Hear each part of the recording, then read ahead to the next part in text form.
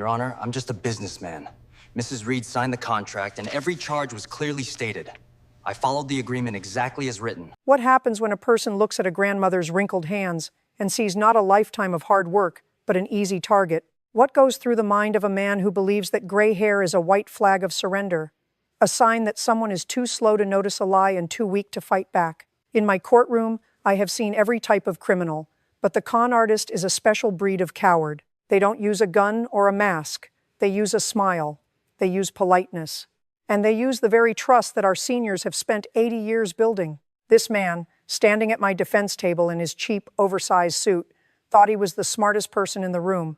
He looked at Mrs. Evelyn Reed, a 8-year-old widow, who lost her husband to the Navy decades ago, and he thought he saw a paycheck. He assumed that her kindness was a weakness, and that her confusion was a green light for his cruelty. He had a scheme, a carefully crafted web of lies involving home repairs and insurance loopholes that drained Evelyn's life savings in less than a month. He stood there, smirking, convinced that his paperwork was too complex for an old woman to understand and too polished for a judge to dismantle. But what he didn't realize, what he couldn't possibly know, was that Evelyn wasn't alone. And he certainly didn't realize that in my courtroom, a fancy contract is just a piece of paper if it's built on the bones of a lie. Before we pull back the curtain on this cruel scheme, let me ask you something. If you believe that our elders deserve protection, respect, and a justice system that doesn't blink when power tries to crush them, then make sure to subscribe right now. This isn't just a legal case, it's a battle for the soul of our community, and you won't want to miss how this untouchable predator finally meets his match. It was a cold Monday morning when Evelyn Reed first walked into my chambers. At 78, her posture was slightly bent, like a tree that had weathered too many storms but refused to fall. She held her purse with both hands, the knuckles white, a sign of the deep, trembling anxiety that many seniors feel when they realize they've been taken. I looked at her eyes. They were clouded with a mixture of shame and exhaustion. This is the first thing a con artist steals, your dignity. They make you feel foolish for being a good person. Across from her stood Marcus Thorne.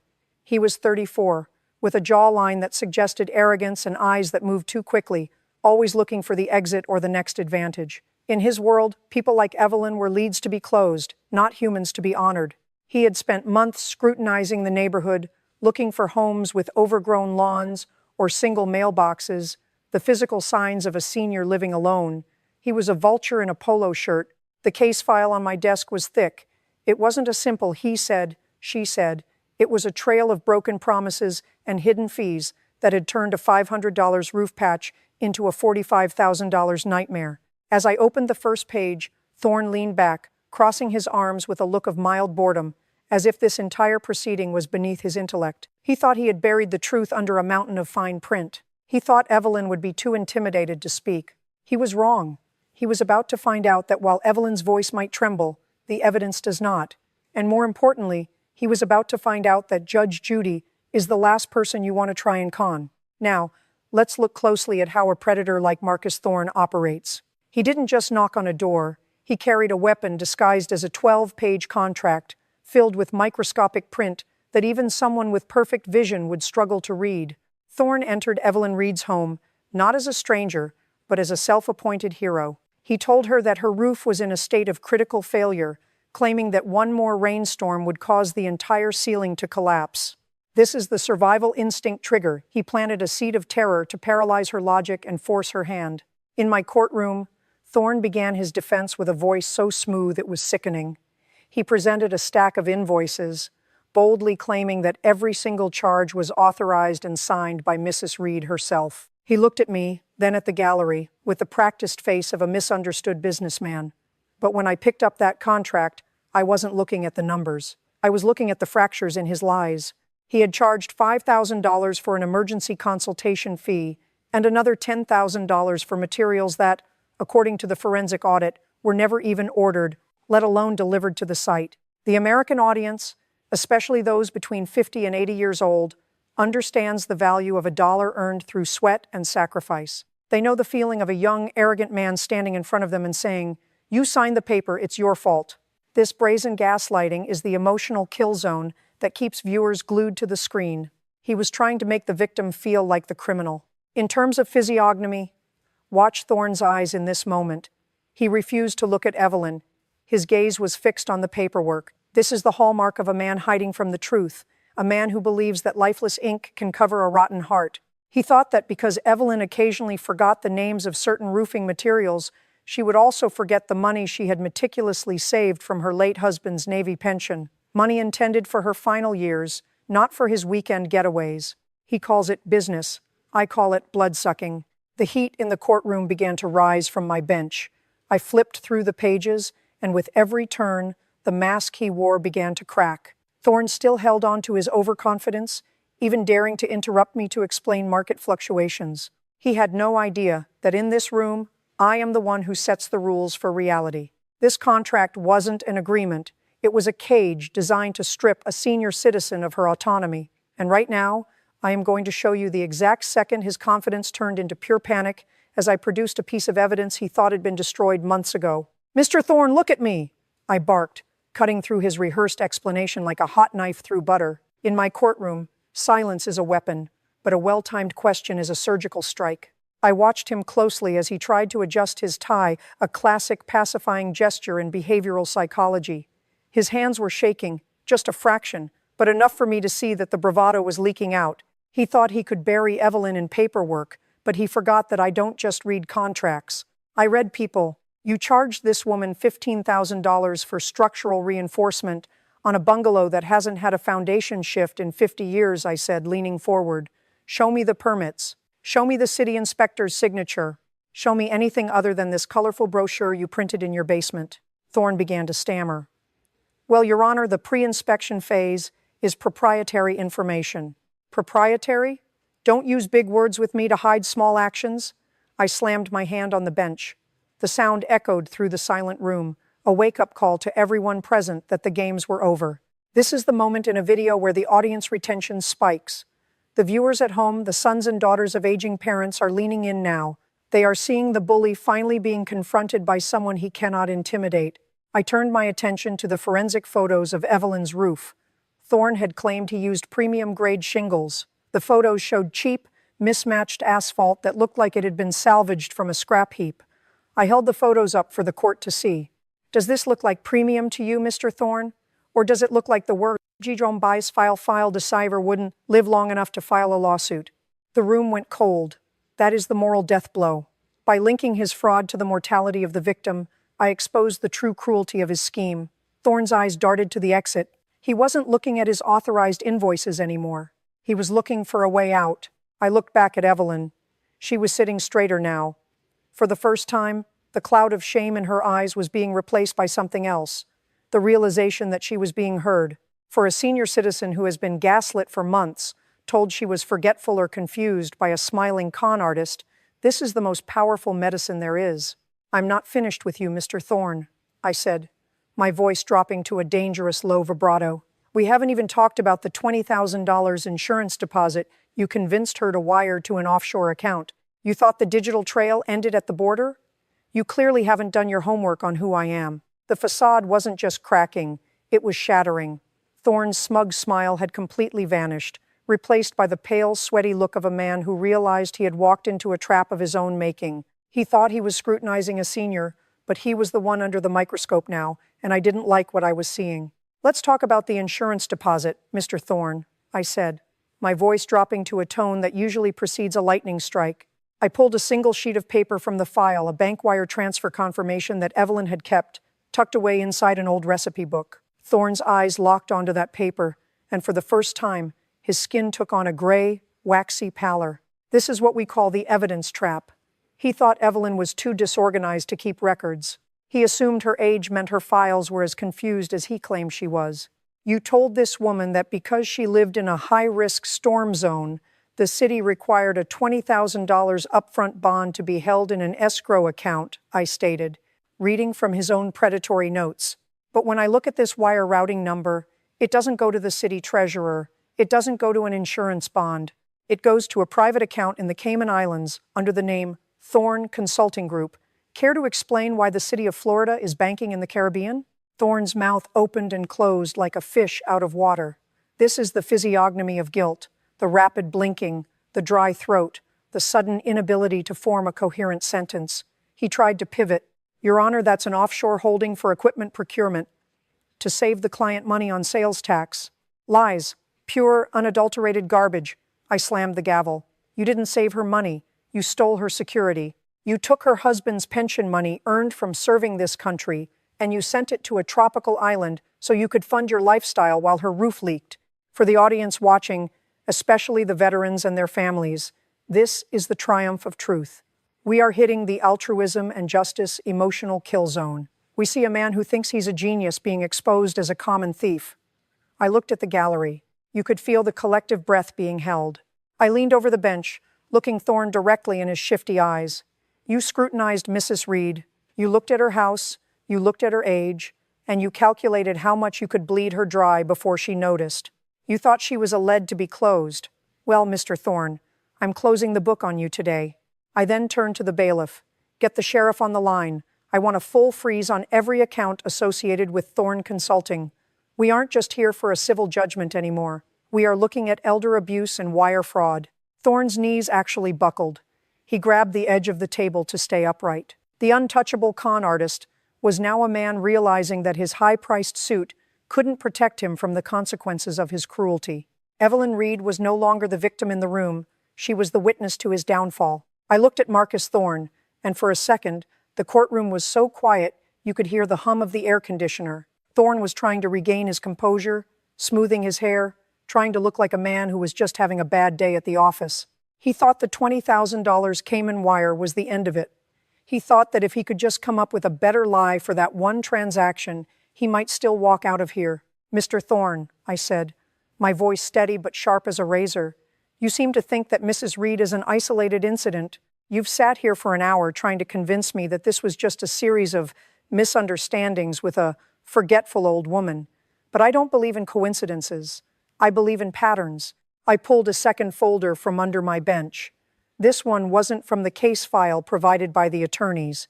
This was from my own research. I held up a photograph of an elderly man, his face etched with the same kind of weariness I saw in Evelyn. Do you recognize Mr. Arthur Jenkins? I asked. Thorne's eyes went wide. His breathing became shallow, what we call thoracic breathing, a physical sign of extreme stress and the fight-or-flight response.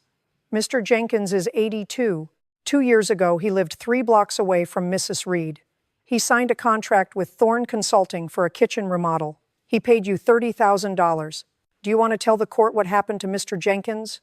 Thorne's lawyer tried to object. Your Honor, this is outside the scope of the current civil suit. Sit down, counselor, I snapped. In this courtroom, the scope is the truth.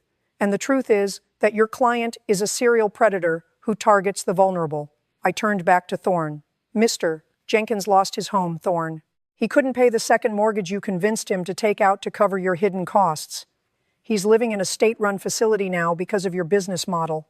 This is the emotional explosion point of the video. The viewers at home aren't just angry anymore. They are revolted. They see Thorne not just as a thief, but as a destroyer of lives. By bringing in the shadow victim, I've stripped away his last shred of humanity. I looked at Evelyn. She was staring at Thorne, not with fear, but with a profound sense of clarity. She realized she wasn't forgetful or stupid. She was targeted by a professional monster. You scrutinized these people, Thorne, I continued, my voice rising. You looked for the lonely. You looked for the ones whose children live in other states. You looked for the ones who still believe a man's word is his bond. You didn't just steal their money. You weaponized their decency against them. I leaned forward until I was inches from the microphone. You thought Evelyn Reed was your next paycheck. You didn't realize she was your last mistake. Because when you hurt one senior in this town, you answered to me, and I have a very long memory. Thorne didn't say a word. He couldn't. The weight of his past was finally catching up to him, and the walls of the courtroom felt like they were closing in. The predator had become the prey. Counselor, sit back down and stay down, I commanded, my eyes never leaving Thorne's sweating face. Thorne's attorney tried to whisper in his ear, likely advising him to stop talking, but it was too late. The ego of a con artist is a fragile thing. Once it's wounded, they either flee or they double down on their lies. Thorne chose to double down. Your Honor, Thorne interjected, his voice cracking. Section 8.4 of the signed agreement clearly states that all deposits are non-refundable once the procurement phase has initiated. I have followed the letter of the law. I stared at him for 5 long seconds. The silence in the courtroom was deafening. This is the strategic pause. It forces the predator to realize he is standing on a trapdoor.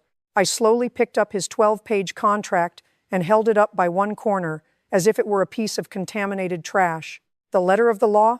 I repeated, my voice a whisper that carried to the back of the room. "You want to talk to me about the law? You wrote a contract that violates the Elder Affairs Act of this state. You included clauses that are not only unconscionable, but mathematically impossible. You charged for 500 square feet of copper, flashing on a roof that barely measures 300 square feet in total. That isn't a procurement phase, Mr. Thorne. That is a fraudulent inducement." I ripped the contract in half. The sound of the paper tearing was like a gunshot. This contract isn't worth the staples holding it together. In my courtroom, a signature obtained through terror and misinformation is a void signature. You didn't give her a choice. You gave her an ultimatum based on a lie about her ceiling collapsing. I turned to Evelyn. "Mrs. Reed, did he ever show you a single shingle before he demanded the $20,000? "No, Judge," she whispered, her voice gaining strength. "He said if I didn't wire the money by 4 p.m., the city would condemn my house and I'd be on the street." I looked back at Thorne. His face had gone from waxy gray to a deep, embarrassed red. This is the physiognomy of exposure. The untouchable businessman was now just a small man caught stealing from a grandmother's cookie jar. "That is called duress, Mr. Thorne," I growled. "And when you use duress to steal a Navy widow's pension, you aren't just a bad contractor, you are a predator. And predators don't belong in business suites. They belong in cages." I leaned forward, my gavel trembling in my hand. "You thought you could scrutinize seniors because you thought they were too tired to fight.